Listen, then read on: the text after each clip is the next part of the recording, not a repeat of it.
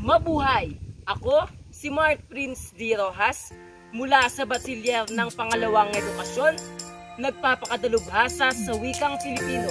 Ako'y inyong samahan sa aking pagdating sa Pulong Kabyawan, dito sa Barangay Inaon, Pulilan, Bulacan.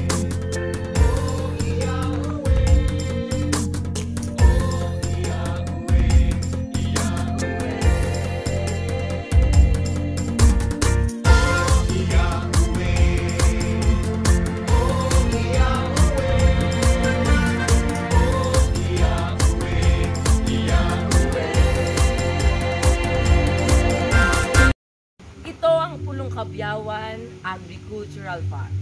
Dito sa aking likuran ay ang isang lumang tahanan na isang musileo. Ang nasa itaas ay ang Lifestyle Museum, habang ang nasa ibaba naman ay Arts and Agricultural Farm. Kaya tara, samahan niyo akong bumalik sa nakaraan.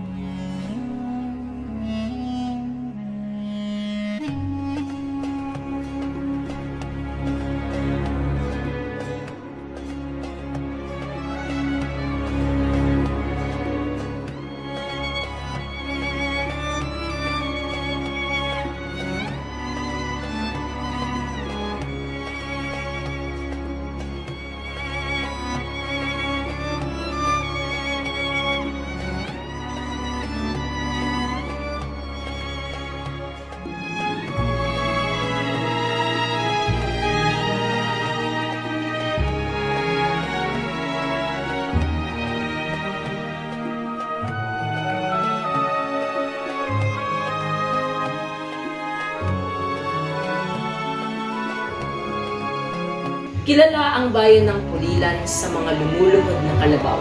Tuwing Mayo 14 at 15 ay ginugulita namin dito sa bayan ng Pulilan ang mga pumaparada at lumuluhod na kalabaw sa harap ng simbahan. Ang aming pintakasi na si San Isidro Labrador ay ang siyang aming pinasasalamatan sa aming masaganang ani sa loob ng isang taon. Sa bahaging ito ng musileo ay ating makikita ang mga lumang kagamitan na ginagamit sa ating kabukiran.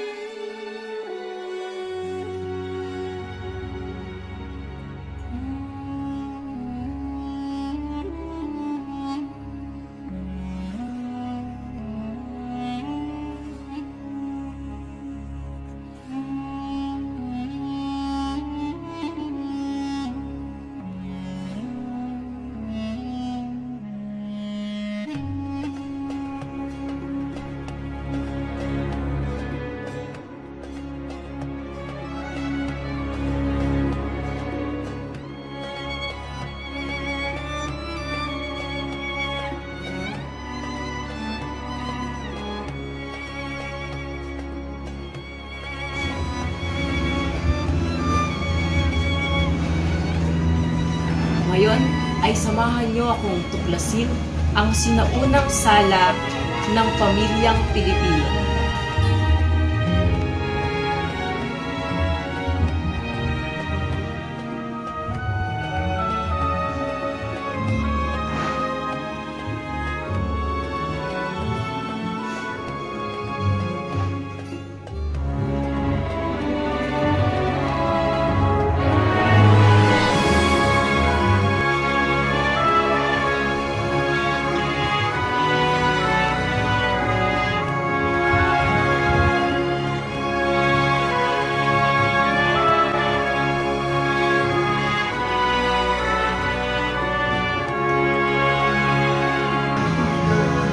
Ang gamit na ito ay armaryo.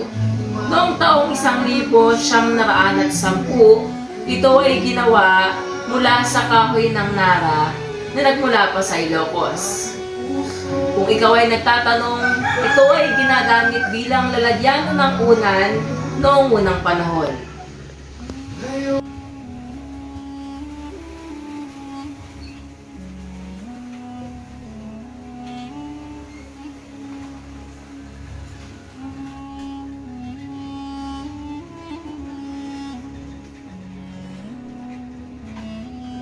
Ang nakikita nyo sa aking likuran ay tinatawag na mandala. Ito ay pinagsama-samang giniikan na mga palay. Pinagsasama-sama nila ito upang ipakain sa ating mga kalabaw. Ito ay kalimitang nakikita sa ating kabukiran. Ngayon naman ay ating puntahan ang isa sa mga lumang puntahan dito sa Pulong Kabyawan, ang Balay Pamana. Ang kubong ito ay itinayo para sa pagdiriwang ng 2021 National Heritage Month na may temang Victory and Humanity, upholding Filipino heritage and identity.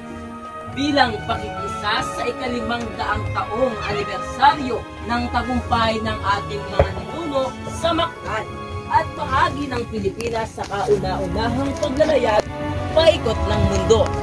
Ang 2021 National Heritage Month ay ginanap dito sa Pulong Kabyawan noong ika-24 hanggang 25 ng Mayo noong taong 2021.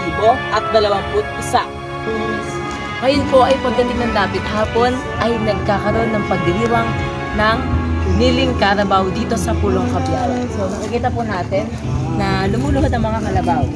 Pagluhod po ng kalabaw ay dito lang natin makikita, masasaksihan sa bayan ng Pulilan. So luhod! Luluhod na siya. Luhod! Ah! Ito, sila kapati. Ayan. So yan, lumuluhod po siya. Lumuluhod po siya. Makita mo. Lumuluhod po ang mga kalabaw dito sa Pulilan. Kaya, ano po pangalan nito, kuya? Lakaputi. Ah! Hindi na siya yung brown na brown. So, lakaputi na siya. Kaya, palakpakan po natin.